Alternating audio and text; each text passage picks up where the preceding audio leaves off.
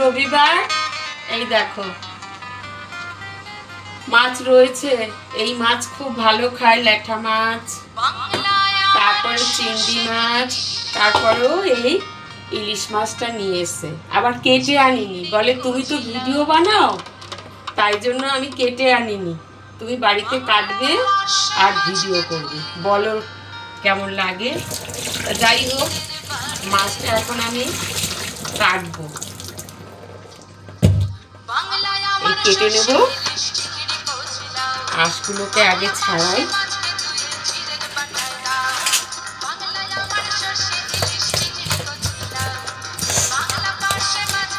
আঁশগুলোকে আগে ছাড়িয়ে নিই।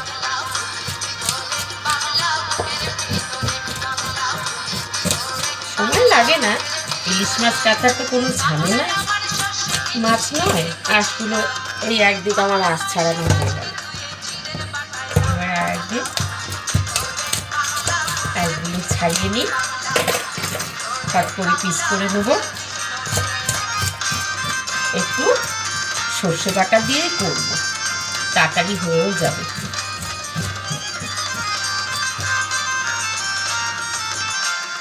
এই দেখো আঁশগুলো আর ছাড়ানো হয়ে গেল,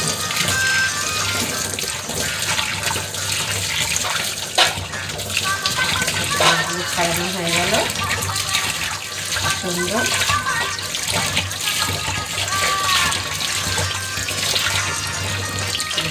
পরিষ্কার হয়ে গেল, এবার আমি পিস পিস করে এগুলো ফেলে দিয়ে কেটে নেব।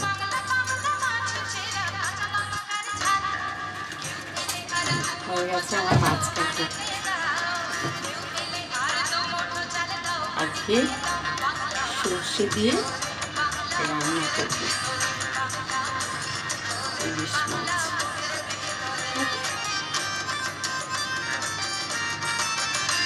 মেয়ে মাথা খাবে সেটাও রইল, রান্না হয়ে যাবে সর্ষে দিয়ে। কাটা হয়ে গেছে, দেখো কি সুন্দর পিস পিস করে কেটে নিয়েছি, সাজিয়ে নিলাম, এবার রান্না করে ফেলব।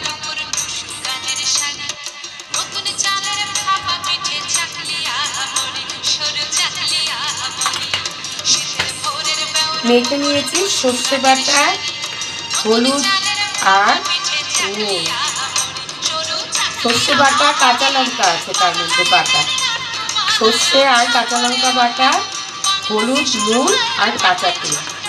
এটা এবার কড়াই গরম হলে তেলে আমি জিরে তেজপাতা ফোড়ন দেব। আমি কিন্তু সর্ষে বাটা দিয়ে রান্না করলে জিরে তেজপাতা ফোড়ন দিই, এটা আমার দিদিমাকেই দেখেছি, দিদাকেই দেখেছি যে সবসময়ের জন্য সর্ষের তরকারিতে জিরে ফোড়ন দিই, সর্ষের তরকারি জিরে ফোড়নও ভালো লাগে,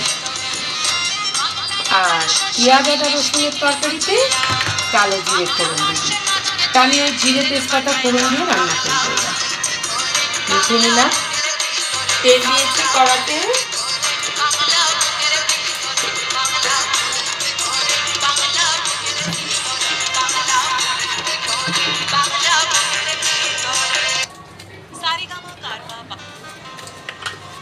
কড়াইয়ে তেল দিয়ে দিয়েছি, দিলাম জিরে ফোড়ন।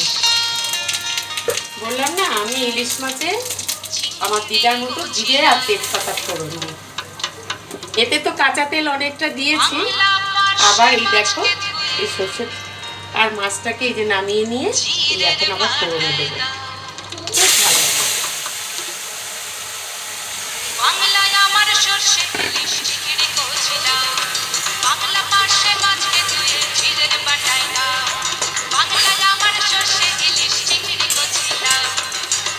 বেশি আর ফুটাবো না, হালকা ফুটিয়ে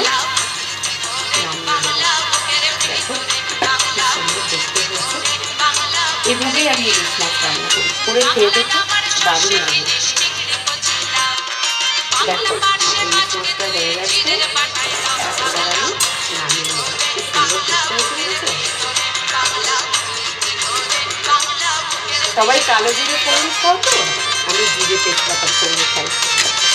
আমার দিদা বলতেন যে সর্ষের তরকারিতে সবসময় জিরে তেজপাতা ফোড়ন দিব।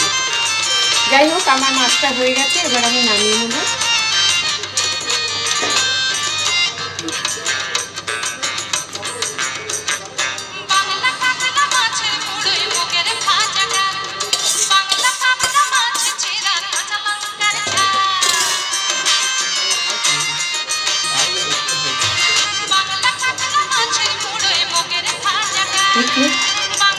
হয়ে গেল ইলিশ মাছ রান্না।